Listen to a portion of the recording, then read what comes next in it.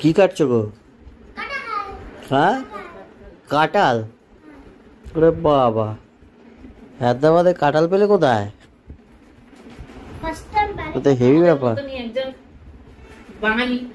কাঁঠাল গিফট করেছে। বাঙালি খাবার খেতে ভালোবাসে।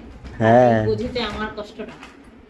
যা বলছো। একটাও বীজ হয়নি, খুব ভালো গো। একদম কুচি তো, একটাও বীজ হয়নি।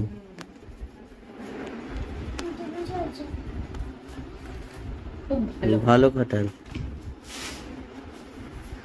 হাতে তেল মাখিয়ে করছো না? বটিটা কোথা থেকে তুমি ঢাপলে? হ্যাঁ, পাশের বাড়ি থেকে বটি নিয়ে এসেছি। বটি নিয়ে আমার, ওই জন্যই আমি ভাবছিলাম কাটবো কি করে। হ্যাঁ মামা, কাঁঠালকে কি বলে ইংলিশে?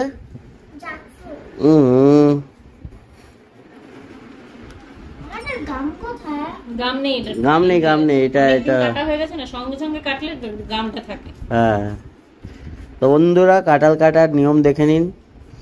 খুব সুন্দর করে কাঁঠাল কাটিং হচ্ছে আজকে। আর আমাদের কালকে রান্না হবে কাঁঠাল বড় বড় আলু দিয়ে মাটনের মতন ঝোল, তাই না সৌমি? একদম মাটনের মতন ঝোল, আর মাটন। এবারে চোখলা ছাড়িয়ে নিলেই এটা একদম ফাটাফাটি ব্যাপার হয়ে যাবে।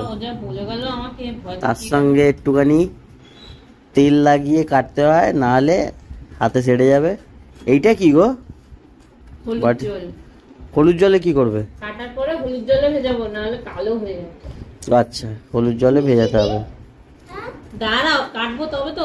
দাঁড়াও, একটাও বিচি নেই কিন্তু, পুরো সিডলেস, একদম কচি আছে। ওটা ঠিক আছে, দুটো তো থাকবে বাবা। এই বুকাটা ফেলে দিতে হয়। ওইটা ফেলে দিতে হয় মাঝখানে, এটা লাইনটা, তাই না? বুকাটা।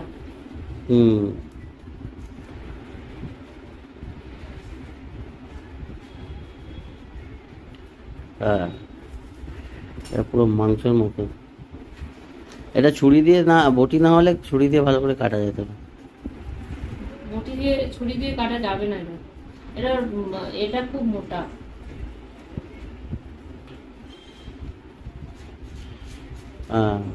একটাও বীজ নেই এখানে, কিছু ফেলার নেই। এটা খুব ইজি কাটাটা।